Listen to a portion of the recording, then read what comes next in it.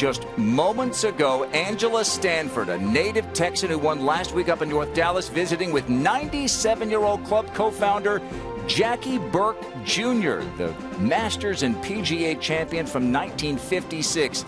And take a close look at the visor that Angela Stanford is wearing here, teeing off on the Cypress Creek course on 1.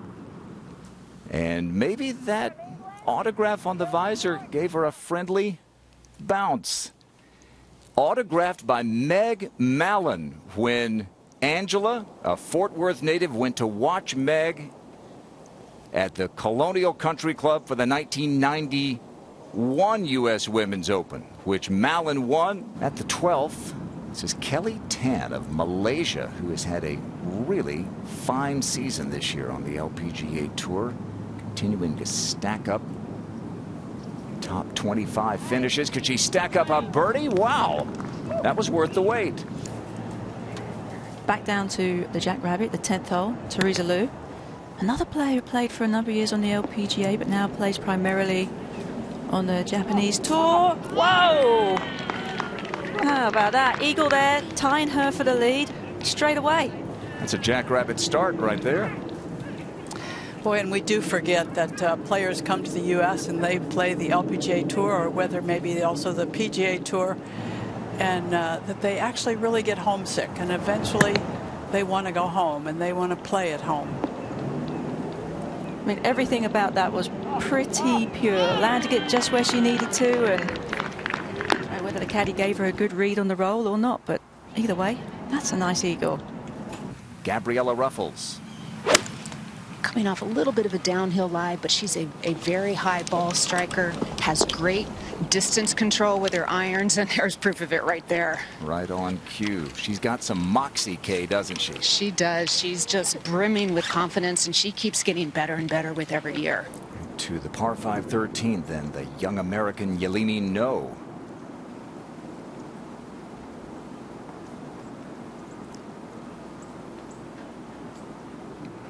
Here she comes. There's kind of a rhythm to it when you say her name, and you should start working on that name because you're going to be saying it for a long time.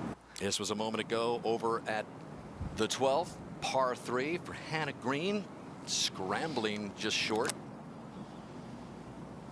And I would say that's a pretty good scramble. It's amazing. The golf course doesn't give you a lot if you are missing the greens, but able to take advantage of that even after probably not an ill-placed tee shot. But you can see how creative she uses. A little bit lower lofted club, it looks like, on this shot, able to pitch it nicely and allow it to release. These greens are so fast, so a lot of the players just trying to drip it on the edge of the greens and letting it release. And playing with Kim Kaufman, who is up to a +4 start. Kim had full LPGA status for some years, lost it, played mostly Symetra Tour. Whoa!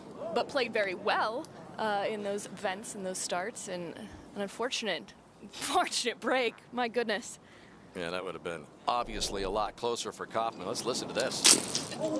That is what you call rattling the stick for Kaufman, another one of those players here with Texas roots. Even though she was born in South Dakota, she makes her home in Fort Worth.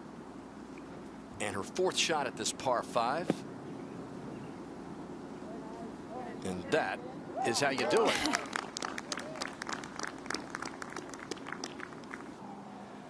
For birdie from just off the green. Also at even in the early going. Yeah. Bang. Was even. You'll take those. A couple of birdies in the last 4 holes after the bogey start for Suo. And this was just seconds ago. Amy Olsen at this short par 3 today, just 139 yards. Amy coming to 16 at +1. And there you go. Just seconds ago.